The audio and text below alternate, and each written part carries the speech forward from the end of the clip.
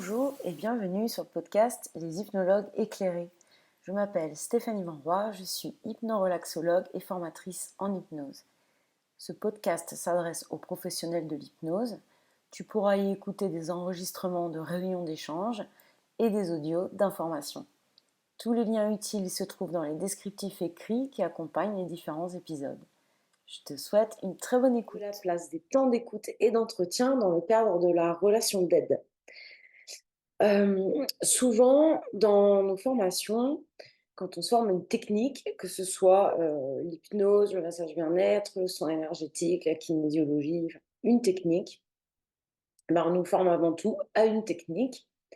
Et le temps de formation consacré à la démarche générale d'accompagnement et aux entretiens qui en font partie est souvent assez peu développé. En fait, on va se servir des temps d'entretien pour venir récolter des informations qui vont nous être utiles pour pouvoir dérouler la technique. Et ça, c'est tout à fait normal, tout à fait logique. Mais du coup, souvent, les formations vont partir de ce point de vue-là, enfin de cet angle-là au niveau des entretiens. Et c'est normal, elle ne se propose pas de faire autre chose, hein, c'est complètement logique. Donc on applique ensuite sa technique en fonction du problème qu'on a identifié, enfin que la personne nous a amené, qu'elle amène avec elle, en consultation et de l'objectif qu'elle veut atteindre et cetera. Voilà, hop, la technique est appliquée en suivant, les quelques informations qu'on aura pu recueillir et souvent quand on démarre, on est axé sur sa technique. Hein, parce qu'on a été formé à ça, voilà, on applique ce qu'on nous a appris. Si on n'a pas suivi, par ailleurs, une formation, de psychothérapeute, on va pas forcément avoir d'autres outils.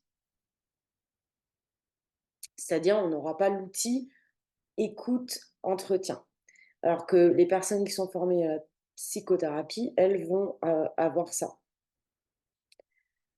Hem, donc, ce qui a fait que je me suis penchée vraiment sur, les entretiens, que j'ai fait le focus, là-dessus, c'est, quand j'ai commencé à globaliser, ma démarche d'accompagnement.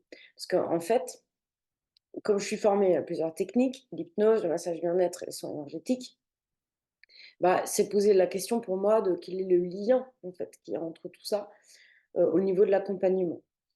Et quand j'ai suivi aussi, des formations sur l'écoute et la relation client, ça m'a vraiment, hem, déjà fait expérimenter la puissance de l'écoute, vraiment ce que ça pouvait apporter. Je parle d'écoute, active, dans une posture, qui soit une posture, juste, hein, la posture vraiment d'écoute, dont parle Porter, j'en ai déjà parlé dans d'autres posts et vidéos, les qui a, identifié des attitudes différentes d'écoute. Donc là, je pense notamment à une formation que j'ai suivie où, la formatrice était, de rogerienne. Donc elle, sa démarche, elle était basée sur, l'approche centrée sur la personne de Carl Rogers. Et l'écoute active y est très important. Donc j'ai vraiment été sensibilisée à ça et j'ai pu donner vraiment, accorder de la place au temps d'écoute et d'entretien dans mon accompagnement. Et puis quand j'ai créé Clarté, ma formation qui propose, une démarche, complète, globale d'accompagnement, ben, je me demandais comment j'allais la construire, comment voilà, dans quel sens, dans quel ordre, ce que j'allais mettre et cetera. Et puis, donc bien sûr, il y avait les axes d'accompagnement, ça c'était vraiment, la raison d'être en fait de Clarté. Mais il s'est avéré que, je me suis rendu compte que ça n'avait pas de sens pour moi d'aller, parler que des axes sans parler de ce qui nous permettait de les identifier et de les travailler. Et tout ça, ça se passe dans l'entretien et dans l'écoute. Et c'est pour ça que toute la première partie de Clarté, on travaille là-dessus, sur les entretiens, sur l'écoute. Et donc la formation qui a le nom d'entretien, j'ai une formation qui s'appelle entretien. En fait, c'est toute cette première partie de clarté, puisque je propose aussi, pour les personnes qui ne voudraient pas suivre la deuxième partie avec les actes d'accompagnement, de pouvoir suivre la première. Très rapidement, je vais essayer d'être rapide, mais quand même, je vais évoquer, quelques bienfaits de l'entretien de l'écoute. Hem, Pas il y aura pas tout évidemment, enfin, parce que sinon c'est beaucoup trop long, mais juste quelques points, juste pour vraiment nous permettre de je pense qu'il y a beaucoup de choses que les personnes qui écoutent savent, hein, bien sûr, mais ça permet malgré tout, bah, comme d'enfoncer le clou et c'est-à-dire de vraiment conscientiser, poser les choses et du coup, ça les rend quand même, plus évidentes pour nous. Donc bah, je vais quand même répéter un certain nombre de choses. Donc les bienfaits de permettre aux consultants d'avoir un temps d'écoute. Je vais déjà commencer par ça, c'est vraiment d'éprouver du soulagement, hein. Le fait de pouvoir venir lâcher, poser, ce qui se passe pour nous, de venir se déposer, hein, quelque part. Ça apporte vraiment du soulagement. Ça a un effet aussi de clarification. Ça va permettre à la personne d'identifier, son besoin.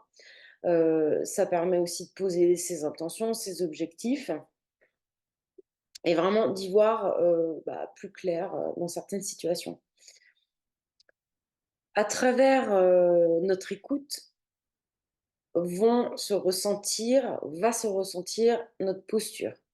Et ça, c'est hyper important parce que la personne qui va être écoutée dans une posture, on va dire, je vais mettre des guillemets, «saine», voilà, va pouvoir se sentir, écoutée, comprise, non jugée, accueillie, considérée positivement. C'est-à-dire dans une posture où, la bienveillance est, vraiment au centre, voilà.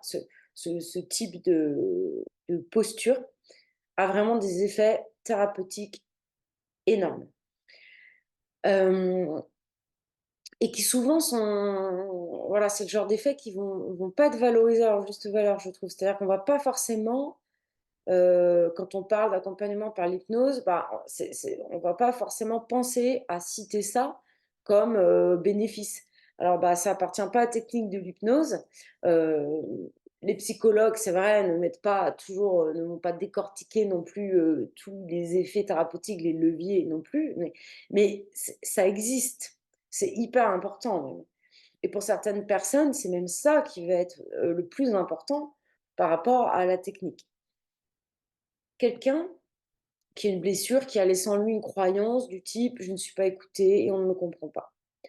Eh bien, d'être écouté, en se sentant compris, ça va venir réparer quelque chose et ça va être comme ça pour, bah, il y a plein d'exemples, des personnes qui pourraient dire: «Ah bah, ma mère, elle était toujours, à me dire ce qui n'allait pas, à pointer, ce qui était pas, complètement juste, voilà, elle était pas du tout valorisante». Bah si, au contraire, nous, on va être dans cette valorisation, cette considération inconditionnelle positive, comme l'appelle, Rogers et ben, là aussi, ça va venir réparer. Quelqu'un qui s'est senti jugé. Hem, pareil, réparation, parce que là, on va être dans le non-jugement, dans l'accueil de ce qu'amène la personne.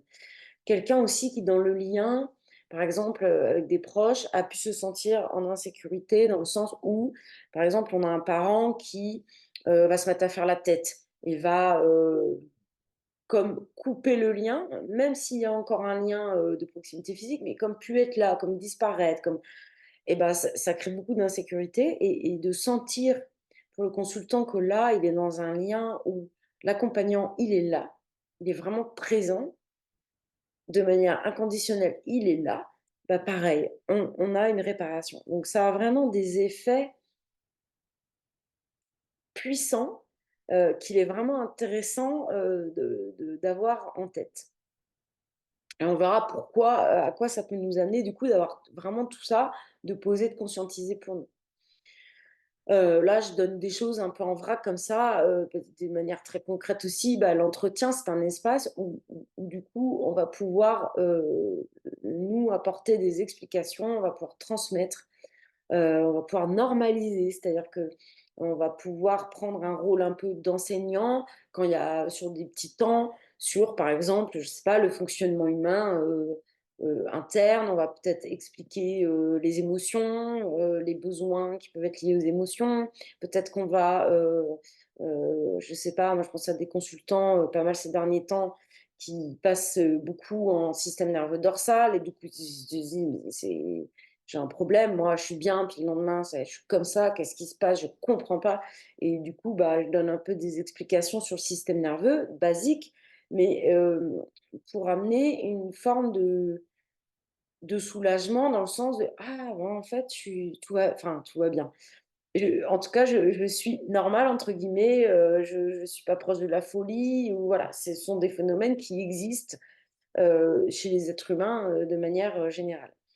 C'est un espace aussi qui va nous permettre de l'entretien de recadrer et ainsi de permettre une ouverture, vers autre chose pour le consultant. Il va pouvoir, aussi lui, tout en parlant, faire des liens, faire des prises de conscience. Il y en a souvent, ça arrive: «Ah oui, mais là que je suis en train de le dire, je suis en train de comprendre que, je suis en train de me rendre compte que, ah ben tiens, j'avais jamais vu ça comme ça». Ah tiens, enfin voilà, on va voir pendant que la personne déroule, ce qui se passe pour elle, elle peut, avoir des compréhensions comme ça qui se font. Voilà quelques points, hein, voilà, donnés comme ça, en gros, sur, les les bénéfices du coup des temps, d'entretien. Mais il y en aura d'autres qui vont apparaître, au fil, de ce que je vais exposer. Et là, je voulais juste prendre un angle un peu plus large en disant, bah, du coup, comme ils ont ces bienfaits-là et qu'ils ont ces apports importants, hyper bénéfiques pour la personne, bah, on peut, s'autoriser, c'est le mot qui m'est venu, mais parce que parfois, on peut être un peu prisonnier de sa technique. C'est-à-dire, mais moi, je suis formée à l'hypnose, je fais de l'hypnose. Les gens viennent me voir, je suis affichée, hypnopraticien, je dois pratiquer l'hypnose. C'est comme ça. Et mais on peut choisir de pratiquer comme ça si chez nous ça résonne juste et que, c'est la pratique qu'on veut faire. Il se peut aussi qu'il y ait des personnes qui viennent nous voir, qui aient un gros moment de stress, un gros moment de mise en alerte du système, que là qu'il y ait besoin que la personne vienne régulièrement et qu'on fasse de l'hypno-relaxation régulièrement et que ça se justifie et c'est tout à fait OK. Simplement parfois, l'inverse existe, c'est-à-dire des personnes qui se disent: «Ah oui, bah, l'entretien, moi c'est OK, mais pour le consultant, j'ai peur qu'il soit pas d'accord avec ça, que lui il s'attende à ce que, je fasse, plus d'hypnose, qu'il y ait de l'hypnose, tout le temps, à chaque séance, donc voilà, je ne sais pas trop comment, organiser mes accompagnements par rapport à ça. Donc c'est ça, que je vais évoquer là dans cette partie. Du coup, si, on considère tous ces bienfaits, on va forcément avoir, l'idée, l'envie de leur donner de la place dans l'accompagnement, puisqu'on considère qu'ils sont des leviers aussi importants, d'un processus d'évolution et qu'ils le sont, autant que notre technique. Donc ça va, on va pouvoir les intégrer de manière beaucoup plus naturelle. Si nous, on intègre ça de manière plus naturelle, on va le communiquer plus naturellement, on va présenter ce qu'on fait, de manière plus naturelle, avec cette intégration des entretiens. On va se évoquer la valeur qu'ils peuvent avoir ou au moins, si c'est pas dit directement en disant: «Alors les bienfaits des entretiens, c'est» enfin de cette manière-là, en tout cas, on pourra, hem le vibrer quoi quelque part, que vraiment pour nous, ça on considère que c'est vraiment un levier important, puissant, qu'il a sa place et les personnes qui viendront à nous seront aussi, dans OK avec ce principe-là. Alors, je suis en train de réfléchir en même temps. Moi, c'est le cas, de mes consultants. Grande majorité vient sur des accompagnements, où, voilà, c'est très clair que j'explique que moi j'ai une démarche globale qui intègre plusieurs outils, et que les temps d'entretien en font partie.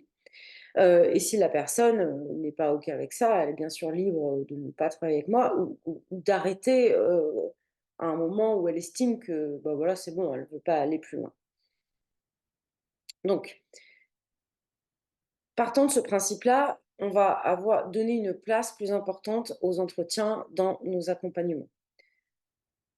Comme je disais, ce sont des leviers de changement complémentaires à la technique. Ils participent au processus. Ils vont permettre de poser des intentions, des objectifs en début d'accompagnement. La technique va dans le sens de cet objectif. Puis après, on va faire des retours sur comment la personne elle repart dans sa vie après la séance. Bah, qu'est-ce qui s'est passé pour elle? Comment elle l'a vécu? Euh, et c'est pendant l'entretien qu'elle va, pouvoir nous faire le bilan de tout ça. Et si elle sait qu'il y a entretien, ben, elle se place aussi, du coup, plus facilement dans une, démarche d'observation afin, de pouvoir faire une forme de compte rendu, hein. Voilà, elle va observer et ça va permettre, les entretiens de donner ce dynamisme dans l'observation de ce qui se passe pour elle.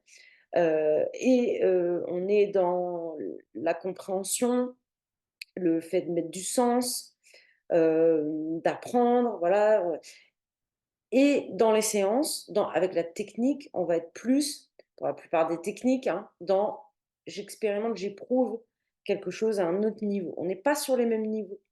C'est pourquoi, vraiment pour moi, c'est très complémentaire parce que entre ce qui se passe pendant la séance d'hypnose et ce qui se passe en entretien, bien sûr, il y a des liens, c'est en suite logique, il y a des ponts, il y a des bien sûr, mais ça ne se joue pas au même niveau et je pense que d'agir sur différents niveaux, ben, c'est, un excellent moyen d'aller vers le processus de changement. Oups, j'avais perdu mes notes, qui me gênent plutôt qu'autre chose. Alors je dois dire aujourd'hui parce que c'est que je veux pas oublier certains points, mais du coup, je vois que ça m'en mêle, ça m'enlève de la fluidité, je suis désolée. Et je sais aussi que si je suis pas, alors après j'ai trop je note pour la prochaine fois il faut que je raccourcisse mes notes. C'est pas possible en fait de fonctionner comme ça. Et moi je coupe pas, voilà, sans doute certains se disent: «Ah ferait bien de couper» parce que franchement c'est lourdos. Mais si je coupe, si je me mets à faire des coupes techniques, d'abord je sais pas faire, ça va me rajouter trop de lourdeur et du coup, je ferai plus de vidéos. Donc je fais mes vidéos hyper imparfaites, voilà, avec ce genre de choses qui se produisent et je le fais quand même parce que si c'est la condition pour moi, en tout cas aujourd'hui, pour pouvoir, passer à l'action et aller dans du concret. Alors, je raccroche donc. On a parlé des bienfaits, de l'écoute active, des entretiens, et du coup de la place qu'ils peuvent vraiment prendre dans nos entretiens, devenir des outils à part entière et ça va, nous amener à avoir une vision beaucoup plus globale de notre travail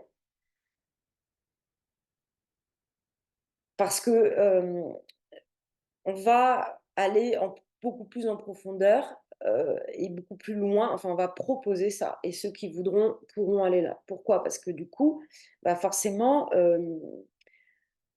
on va se détacher un peu de la technique. Enfin moi en tout cas, alors je ne sais pas si c'est, lié directement à la place, des entretiens ou bah si forcément parce que du coup la personne elle a vraiment le temps de dérouler, d'expliquer, d'aller explorer et donc ça nous fait aller avec le recadrage et cetera, avec les pistes, ça nous fait aller beaucoup plus loin forcément. J'explique ce que j'entends par ça. Un problème est exposé. Je prends un exemple d'une consultante, je fume et je veux arrêter de fumer. Voilà, j'arrive avec ça. Mais donc plein de choses, ça sert à quand il y a de l'ennui, à venir occuper, voilà. Il y a plein de choses qui sortent et puis il y a aussi mais en fait, j'ai peur d'essayer d'arrêter parce que si je n'y arrive pas, qu'est-ce que ça va venir dire de moi? Qu'est-ce que ça dit de moi dans le sens, bah, ça va vouloir dire de moi, enfin de la crainte derrière, bah, je suis nulle, j'ai pas de valeur, j'ai pas de compétences. Il y a ça, je ne suis pas capable d'arrêter de fumer et cette personne, elle était tellement, terrorisée par l'idée de de sentir en elle ce: «Je ne suis pas capable d'arrêter de fumer», qu'en fait, elle arrêtait pas de fumer, pour ne pas, être confrontée à un possible échec. Mais ce truc qu'est-ce que ça dit de moi? Je ne suis pas capable de. Est-ce que ça veut dire de moi que je ne suis pas capable de? Bah, sans doute que ça, si et pour le coup, cette personne n'a pas voulu aller explorer ça plus profond. C'est pour ça que je vais pas pouvoir vous dire si ça a d'autres impacts dans sa vie ou pas, mais moi, j'en suis convaincue. C'est-à-dire là, il y a des croyances, on va toucher à des croyances profondes.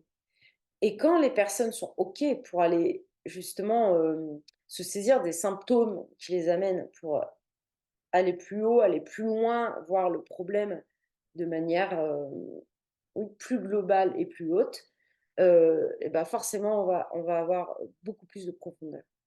Parce qu'on va agir sur plusieurs choses. Enfin, du coup, là, dans un cas comme ça, on n'agit pas que sur le tabac, on va agir sur plein d'autres choses, sur ce qui se joue profondément pour la personne. Grâce aux entretiens, on va pouvoir comme ça, heu, aller dans la profondeur d'une problématique. On va pouvoir comprendre ce qui se joue pour la personne. Donc là, je donnais l'exemple, au niveau de l'arrêt du tabac.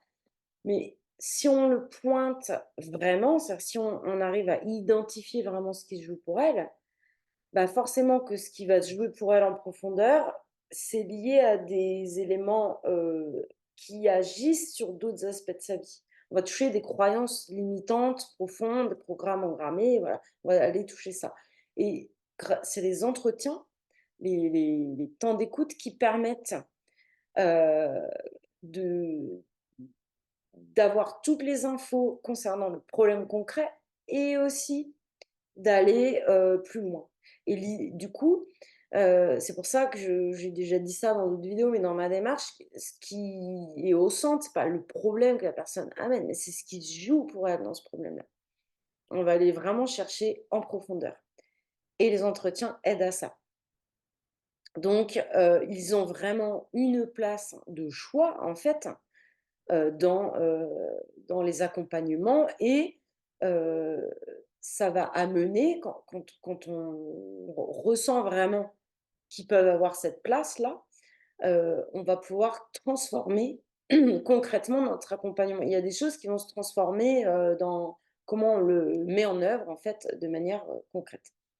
Alors oui, déjà, pour vraiment prendre en compte les effets des entretiens, de la place de l'écoute et cetera, heu et pouvoir dans sa communication, que ça se ressente, bah, c'est quand même bien sûr hyper important d'en être convaincu, mais convaincu dans le sens: «Je l'ai vécu, je l'ai expérimenté». Pas une conviction qui vient de la, compréhension intellectuelle.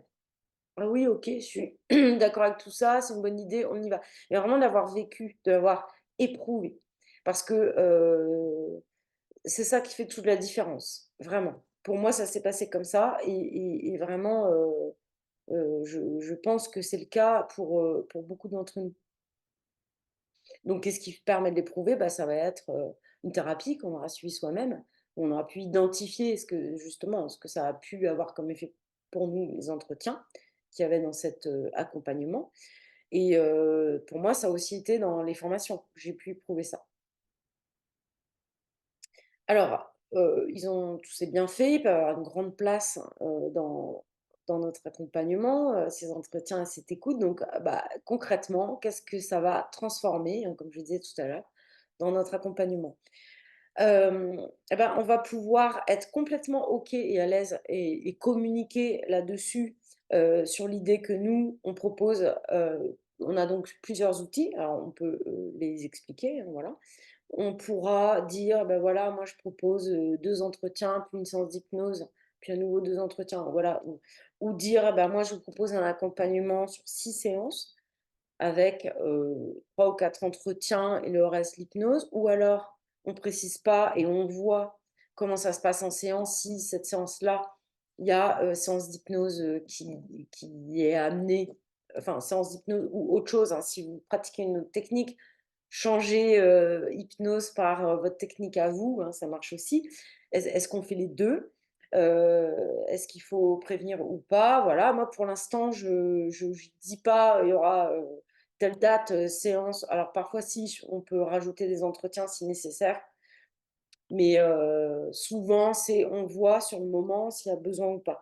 Mais tout est possible en fait et après ça va être, clairement bah, à vous de déterminer comment c'est OK pour vous, de travailler, comment vous ressentez ça. Si, on se positionne, parce que c'est toute notre posture du coup qui change. On est un accompagnant et on accompagne.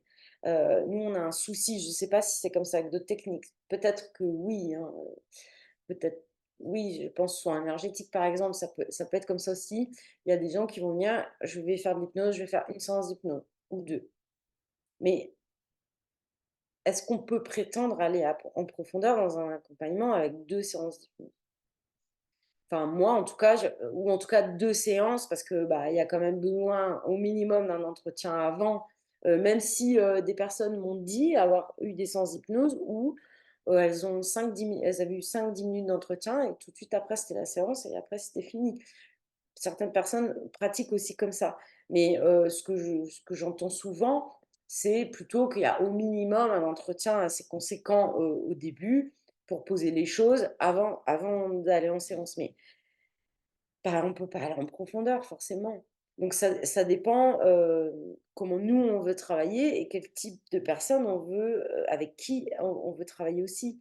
C'est-à-dire que, ben, moi je suis pas, super, enthousiaste à l'idée de recevoir des gens un petit peu à la chaîne en fait, à faire 1 ou 2 séances là, paf paf, faire ma technique, bing bing. Après on peut se perfectionner avec la technique, hein, forcément faire voilà, reprendre, faire des protocoles, tout faits en fait. Vous avez ça, je vous fais ça, vous avez ça, je vous fais ci, vous avez ça, ping ping ping ping. C'est pas ce que j'ai envie de faire. Donc je préfère avoir des gens qui viennent, sur plusieurs séances et bon, on a un peu ce truc de la thérapie brève. Enfin, nous, on est dans les thérapies brèves. Donc, surtout, il faut pas que ça soit trop long.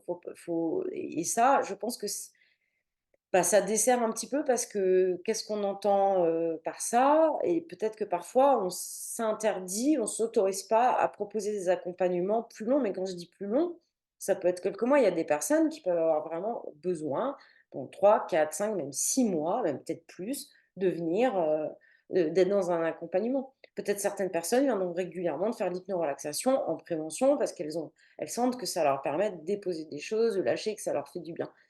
Forcément, on n'est pas dans une thérapie qui va durer 15 ans, comme, ça arrive, dans d'autres types, dans certains types de thérapies. C'est pas de ça dont on parle, mais c'est pas pour ça qu'on doit se contenter de 3 séances avec les personnes. Donc, là, voilà, à partir du moment où on se dit: «Bah, moi, j'ai plusieurs outils, j'ai ma ou mes techniques, j'ai les entretiens», bah, je peux proposer un accompagnement. Un accompagnement, peut-être en moyenne, qui va durer 5-6 séances, mais bien sûr, s'il y a besoin de plus, on en rajoute et bien sûr aussi, si la personne, elle ne veut plus continuer, elle est libre d'arrêter. Ou alors, on part sur un programme où on dit: «Ben, c'est tant pour tant de séances, et je vous propose, ça comme axe de travail» et là, c'est un engagement et si la personne arrête avant, ben, elle n'est pas remboursée et ça se fait aussi. Parce que, quand beaucoup me disent: «Moi, j'aimerais avoir plus de clients», est-ce que c'est vraiment plus de clients? Parce que et si la proposition, c'était d'avoir, autant de clients, mais qui pas forcément plus, mais qui enfin, que les mêmes clients viennent plus souvent, en fait, mais dans le but d'obtenir plus de valeur pour eux, c'est-à-dire plus d'évolution, plus de transformation.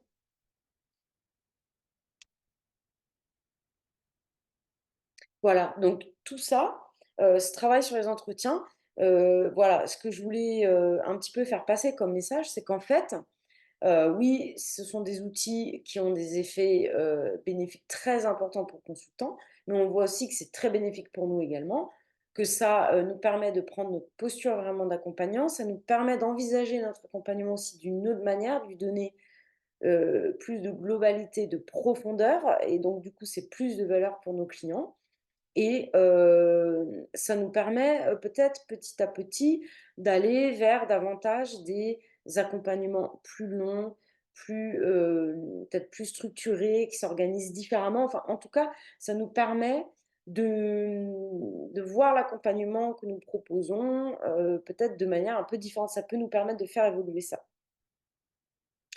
Et pour, finir, je voulais juste vous dire 2 mots, sur, cette partie entretien, écoute active de mes formations entretien et clarté. Alors il y a des documents descriptifs écrits, je ne vais pas reprendre, ce qui est dessus, ceux que ça intéresse pourront a les lire. Heu En tout cas, on travaille sur plusieurs outils, pour nous servir dans notre écoute et dans l'entretien pendant les ateliers de formation, on va travailler sur des phrases isolées pour vraiment, bosser sur l'outil en particulier qu'on est en train de travailler, dans cet, atelier-là et on prend, l'autre partie de l'atelier ou une autre partie de l'atelier, ça dépend, il y a 2 ou 3 parties, différentes, de travail concret. Parce que comme vous recevez les cours et que vous les bossez avant, on est vraiment dans la pratique au niveau des ateliers après. Vous allez pouvoir, enfin, on peut, du coup, dans une partie ou la moitié du temps ou pour le final, c'est tout l'atelier, faire aussi des entretiens entre nous. C'est-à-dire là, on n'est plus dans des phrases isolées, mais on va être dans un entretien de façon, plus globale et au fur et à mesure des ateliers qui passent, bah, on a travaillé différents outils. Heu, L'autre bénéfice de ça, au passage, c'est que du coup, eh bien, on peut amener on part du postulat que les stagiaires vont amener une problématique, quelque chose en tout cas dont elles ont envie de parler. Ça peut être une problématique légère, hein, voilà, parce si elles ont pas envie d'aller plus loin. Mais ça peut être aussi quelque chose de plus profond. Ça peut toucher le domaine, pro, ça peut toucher le domaine, perso, voilà, c'est vraiment au choix et bien sûr, c'est dans un cadre, qui se veut, très, balisé, sécurisé entre nous dans notre travail ensemble, hein, dans notre groupe en fait, qui se constitue dans la session de formation, avec, bah, des règles de confidentialité bien sûr, de bienveillance, et ce qui est génial, c'est que voilà, là, on peut faire vraiment, l'expérience de la puissance de cette écoute dont je parlais tout à l'heure. Ça peut vraiment aider à ça et en plus, au passage, bah, on travaille sur ces petits problèmes perso, petits ou grands et ben, c'est quelque chose, qui est vraiment un bénéfice qu'on se récupère, d'avoir suivi des formations.